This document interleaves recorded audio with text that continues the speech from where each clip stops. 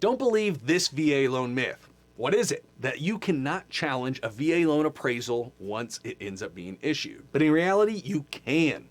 Now, there's two ways that you can ultimately disagree with a VA loan appraisal, but what you use overall is something called the Reconsideration of Value process, or known as an ROV. The two ways, though, that you can ultimately argue, or I should say petition the VA to have that appraisal value changed, is number one, disagree with the comparables that were used. That's saying, hey, I don't agree that you use these three properties to evaluate it.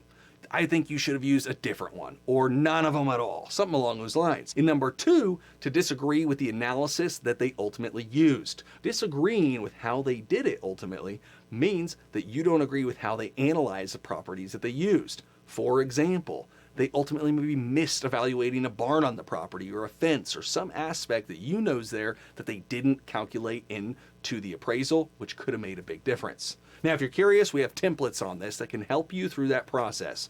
The deal is you want to get together with your real estate agent, potentially sometimes even working with sellers and listing agents to try to make sure that you can petition values and do this reconsideration of value. But the ultimate process is that you as a buyer have to sign ultimately to submit to the VA the paperwork for an ROV. We have a template for that. Happy to share it. Feel free to reach out. My name's Evan Kaufman, your VA loan originator. Take care.